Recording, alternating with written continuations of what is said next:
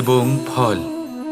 মানুষের স্বভাব হলো এটাই যে তিনি নিজের প্রত্যেক পরিশ্রমের প্রতিফল প্রার্থনা করেন। বেশিরভাগ সময় এই ফলাফলের চিন্তা করতে করতে, কল্পনা করতে করতে উনি কর্ম করতে থাকেন যে আমি এই কাজটা করলে এই ফল পাবো। সেই সব কল্পনা করতে থাকেন যা না তার হাতে আছে, না আছে অধিকার, আর না আছে নিয়ন্ত্রণ। উনি শুধু নিজের কর্ম করতে পারেন। উনি কি ফল পাবেন তা তার হাতে কখনোই নেই। তাই আপনিও শুধুমাত্র কর্ম করতে থাকুন, ফলের চিন্তা করবেন না। মনে রাখবেন, শিকড় এবং শাখা যেভাবে একে অপরের সাথে জড়িয়ে, সেইভাবেই একে অপরের সাথে জড়িয়ে কর্ম এবং ফল। যেরকম কর্ম আপনি করবেন সেরকম ফল আপনি অবশ্যই পাবেন। তাই এই ফলের আশায় কর্মের সময় কখনোই নষ্ট করবেন না, কারণ যে ব্যক্তি সময় নষ্ট করেন, সময় সেই ব্যক্তিকে অবশ্যই নষ্ট করে দেয়। কর্ম করুন নিঃস্বার্থভাবে, ফলের চিন্তা করবেন না, আর আমার সাথে ভালোবেসে বলুন রাধা রাধা। কাল, আজ এবং কাল। আমাদের সমগ্র জীবন এই তিনটির আশেপাশেই ঘুরতে থাকে। আমরা সবসময় বিগত সময়ের বিষয়ে ভাবতে থাকি। অতীতে যদি আমাদের দ্বারা কোনো ভুল হয়, সেই বিষয়ে ভেবে ভেবে আমরা সবসময় অনুতাপ করতে থাকি। এটা উচিত নয়। দেখুন, অতীতের থেকে শিক্ষা লাভ করা অত্যন্ত আবশ্যক, কিন্তু সেই ভুল যাতে আবার না হয় সেই কাজটা কিন্তু আপনাকে বর্তমানেই করতে হবে, তাই না? দ্বিতীয় কথা, আমরা সবসময় ভাবি আগামী দিনের বিষয়ে, ভবিষ্যতের বিষয়ে। আমরা ভাবি যে কাল করে নেব, আজ এই কাজ করতে পারছি না, কোনো ব্যাপার নয়, কাল করে নেব।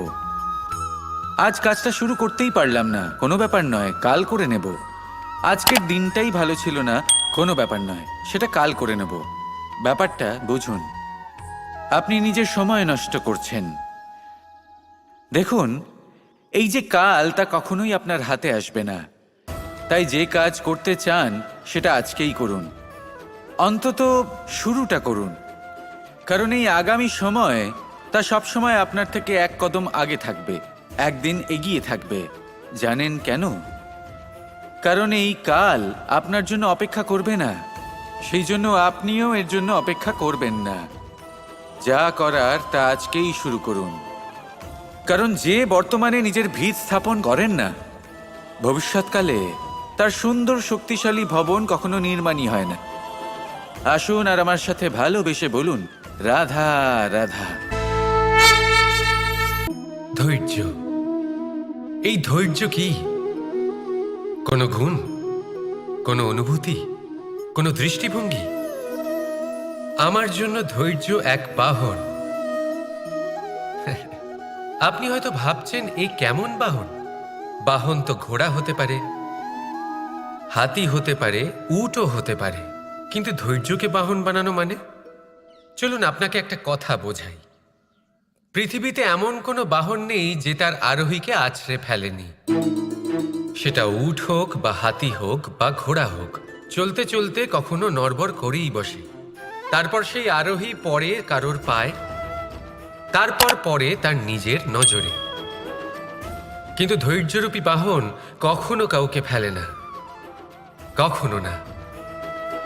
না সেই আরোহী কারোর পায়ে পড়ে, আর না তো নিজের নজরে।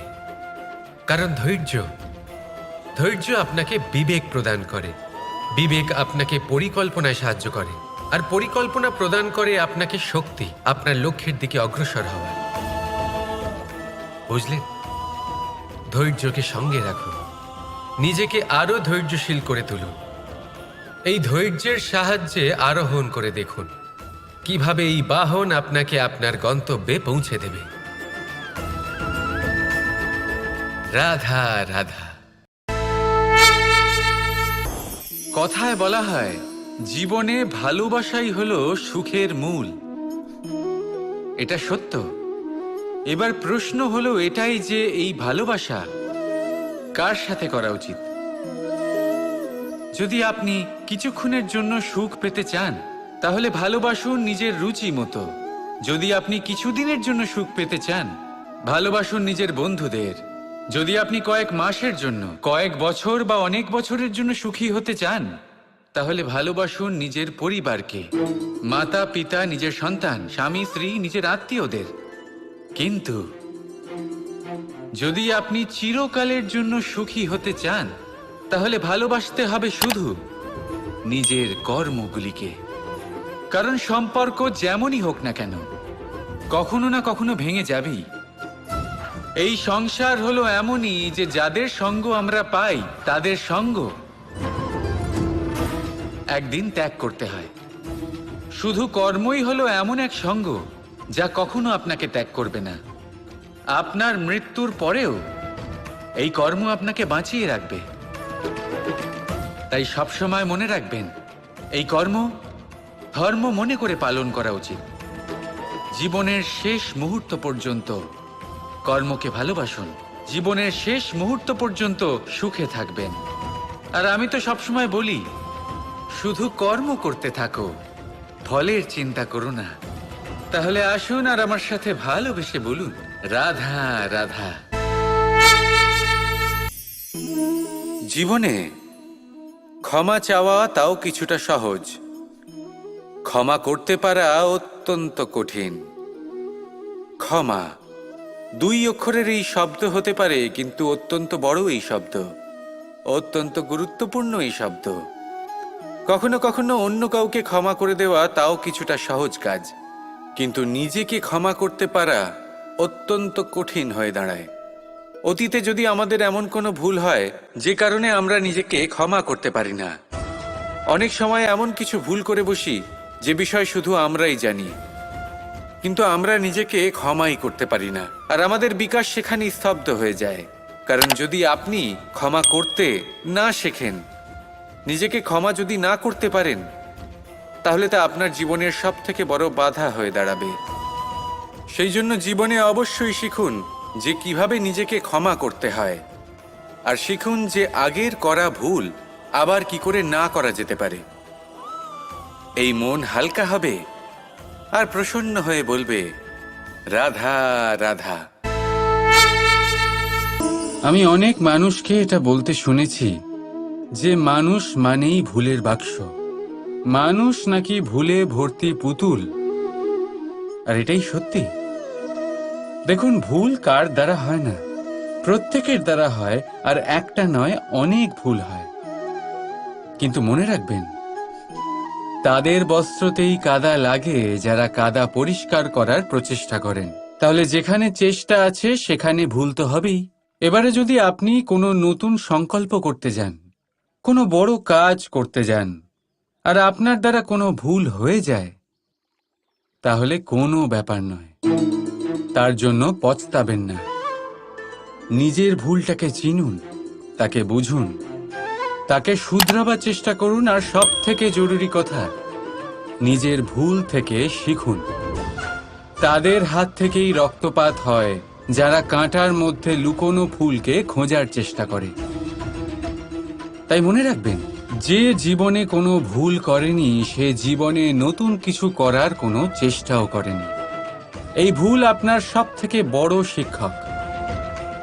তাই সেটাতে দুঃখী হবেন না, তার জন্য পস্তাবেন না। এই ভুলকে সম্ভ্রম করতে শিখুন। তারপর দেখবেন আপনি নিজেকে জীবনে আরো শিখরে নিয়ে যাবেন। রাধা রাধা। প্রশান্তি জড়িত নিদ্রা মানুষের জীবনের একটা অত্যন্ত গুরুত্বপূর্ণ সুখ এবং প্রয়োজনীয়তাও। দেখতে গেলে এই সংসারের প্রত্যেক পশু পাখি, প্রত্যেক জীব অবশ্যই নিদ্রা প্রাপ্ত করেন, কিন্তু মানুষ, যার মধ্যে বিচার বিবেচনা করার শক্তি অন্যদের থেকে অনেক বেশি, তার কিন্তু ঘুমের কিছু সমস্যা অবশ্যই হয়। কি বলেন, তাই তো? এবার এর কারণ কি? চিন্তা। এবার চিন্তা আমাদের সবার জীবনে আছে। আমরা সকলে জানি যে চিন্তা কখনো আমাদের সাহায্য করে না, তাও আমাদের জীবনে আছে। কেন? চিন্তার মাধ্যমে কি কখনো কোনো সমস্যার সমাধান হয়েছে? অর্থের চিন্তা করলে কি অর্থ লাভ হয়? ভবিষ্যতের চিন্তা করলে কি ভবিষ্যৎ ঠিক হয়ে যায়? স্বাস্থ্যের চিন্তা করলে কি স্বাস্থ্য নিজে থেকেই ঠিক হয়? হয় না। তাহলে এই সব কিছু থেকে আমাদের একটা ছোট্ট শিক্ষা অবশ্যই লাভ করা উচিত। আপনিও আপনার কাঁধ থেকে চিন্তার এই বোঝা নামিয়ে ফেলুন। আর এই সব ইচ্ছে একত্রিত হয়ে আমাদের মনে চিন্তা উৎপন্ন করে। তাই এই চিন্তাগুলিকে ত্যাগ করুন। প্রকৃতির প্রেমের ওপর বিশ্বাস রাখুন। মনে রাখবেন, যিনি চিন্তামুক্ত হবেন তিনি চিতামুক্ত হবেন। সুখের নিদ্রা প্রাপ্ত করুন, আর নিদ্রায় যাবার আগে আমার সাথে ভালোবেসে বলুন, রাধা রাধা। কখনো কখনো আমরা ভাবি যে কোনো ব্যক্তি যিনি ধর্মের পথে চলেছেন, যদি তার দ্বারা কোনো ভুল হয়ে থাকে তাহলে নিয়তি তাকে সেই মুহূর্তেই কঠোর শাস্তি দেন। কিন্তু সেই সব মানুষ যারা সংসারের সবথেকে বড় অধর্মী, বহু নিকৃষ্ট মানের কাজ করেন, তাদের নিয়তি অনেক সুযোগ দেন। তাদের নিয়তি এরকম কঠোর প্রহার করেন না। এই ভাবনা কখনো না কখনো মনে আসেই। ভেবে দেখুন কেন? আসলে জীবনকে বেশিরভাগ মানুষ একভাবেই দেখে থাকেন। বিভিন্ন স্তরে একে দেখা উচিত। এবার আপনি বলুন, এই সংসারে কোনো অধর্মী কখনো প্রেরণার উৎস হতে পারেন? কখনোই নয়। যে মানুষ নিজের আত্মাকে মলিন করে ফেলেছেন, তিনি এই সংসারকে কিভাবে প্রেরণা যোগাবেন? উনি নিজেই বুঝতে পারেন না কোনটা করা উচিত, ধর্ম কোনটা। তাই নিয়তি তাকে একটা সুযোগ দেন। এটা বোঝার সুযোগ দেন যে কোনটা উচিত, কোনটা ধর্ম। সুযোগ দেন নিজের বিবেক জাগিয়ে তোলার। তাকে সুযোগ দেন নিজের অন্তরাত্মার ডাক শোনার। যখন তাতেও কাজ হয় না, তখন নিয়তির কাছে একটাই পথ বাকি থাকে, আর তা হল মহাবিনাশ। মহাবিনাশ হয়তো দেরিতেই আসতে পারে, কিন্তু তা অবশ্যই আসবে। আর যখন মহাবিনাশ আসে, তখন মহাবিনাশের যন্ত্রণা সমগ্র মানব জীবনের যন্ত্রণার থেকে অনেক বেশি হয়। এই কথাটা সবসময় মনে রাখবেন। আর অন্যদিকে যে মানুষ ধর্মের পথে চলছেন, তার দ্বারা যদি কোনো ভুল হয়ে থাকে, তখন নিয়তি তার পরীক্ষা নেন। কিছুক্ষণের জন্য মানুষের মনে হতে পারে নিয়তি তাকে কঠোর শাস্তি দিয়েছেন, কিন্তু সময়ের সাথে আমরা সবাই দেখি যে যখন সেই মানুষ সেই পরীক্ষায় উত্তীর্ণ হন, এই সমস্ত সংসারের জন্য প্রেরণার উৎস হয়ে ওঠেন। অর্থাৎ নিয়তি প্রত্যেক মানুষকে তার কর্ম অনুসারে উচিত ফলও দেন, উচিত শাস্তিও দেন। পার্থক্য হলো শুধুমাত্র সময় আর আপনার দৃষ্টিভঙ্গির। তাই ধর্মের পথে চলুন, আর আমার সাথে ভালোবেসে বলুন, রাধা রাধা। এই সংসারে সবচেয়ে বড় পাপ কি হতে পারে? কেউ বলবেন অসত্য, কেউ বলবেন ছলনা, আবার কেউ বলবেন লালসা। না, সংসারে সবচেয়ে বড় পাপ হলো নারী জাতির অসম্মান, নারীর মান ভঙ্গ করা। কারণ এই অপরাধ কেবল নারীর শরীরকেই নয়, বরং তার মন আর আত্মাকেও আহত করে থাকে। তাহলে এবার প্রশ্ন হলো, যে এই অপরাধ করেছে তাকে কি শাস্তি দেওয়া উচিত? কেউ বলবেন শারীরিক যন্ত্রণা, আর কেউ বলবেন মৃত্যুদণ্ড। কিন্তু এই অপরাধের শাস্তি নির্ধারণ করার আগে এটা জানার কি কোনো প্রয়োজন নেই যে অপরাধী আসলে কে? এখন আপনি বলবেন সহজ ব্যাপার, সেই পুরুষ যে নারীর মান ভঙ্গ করেছে। কিন্তু এ কি সম্পূর্ণ সত্যি? নিজের অপমানের জন্য, নিজের সম্মানকে নিজেই হারানোর জন্য কখনো নারী কি নিজে দায়ী হতে পারে না? ভেবে দেখুন, সম্মানহানির থেকে বাঁচার জন্য সর্বপ্রথম সম্মানের সীমার ওপর নজর দেওয়া প্রয়োজন। রাবণ সীতার হরণ এই জন্যই করতে পেরেছিলেন, কারণ সীতা নিজের বোকামোর জন্য রাবণের সেই সীমা উল্লঙ্ঘন করা সহজ করে দিয়েছিলেন। কিন্তু অশোক বাটিকাতে সেই সীতাকেই রাবণ স্পর্শ পর্যন্ত করতে পারেননি, কারণ সে রাবণ আর তার মাঝখানে ঘাস দিয়ে একটা ছোট রেখা বানিয়ে দিয়েছিলেন।